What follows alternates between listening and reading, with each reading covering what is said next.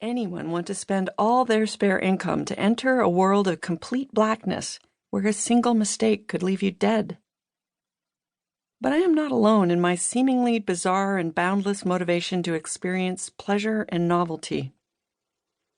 It turns out that my genetics may be driving me to seek adventure and partake in what is seen as risky behavior. I'm attracted to other people with a similar genetic makeup, the one that includes the DR-D4-7R allele. That single gene plays a crucial part in the genome of explorers and is perhaps the very foundation of human existence. Found in 20% of us, it is tied to the brain's ability to regulate dopamine, a chemical that is connected to our understanding of risk and reward. Those of us with the 7R gene don't get as much pleasure from everyday stimuli. Foods are not spicy enough. We seek variety, flavor, and zest. We tend to be more curious than everyone else, looking for newness in everything we do. We're wanderers who are never satisfied with the status quo. We explore new ideas, travel to new places, experiment with drugs and sex, new relationships, novel foods, and anything that comes with pleasant sensations and arousal. Researchers say that 7R carriers are also more likely to suffer from ADHD and addictions, seeking an ever-increasing rush of dopamine to satisfy our bodies and minds. And if we survive our exploits in adolescence and make it to adulthood, we might even live longer than the rest of the population.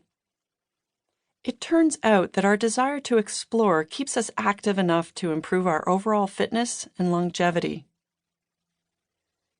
For me, the 7R gene expresses itself in my love of learning. I despise the status quo and seek change and improvement in myself and in the world. I often dive alone at my own speed, spending hours in a cavern with my camera, awaiting the perfect beam of sunlight to stream into the darkness. But the 7R gene doesn't make us reckless. We embark willingly on these new experiences, recognizing the risks. Perhaps we're even attracted to the fear.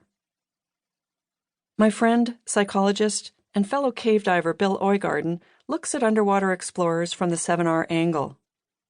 His doctoral thesis examined personality traits in cave divers and how they were expressed in family relationships. He wanted to know what personality features were necessary to be able to succeed in an extreme environment. I would fill out the lengthy questionnaires he passed around at conferences over the years and wonder what he might learn about me and others like me. When he first told me that I was a novelty and sensation seeker, I took exception to the label. It felt judgmental.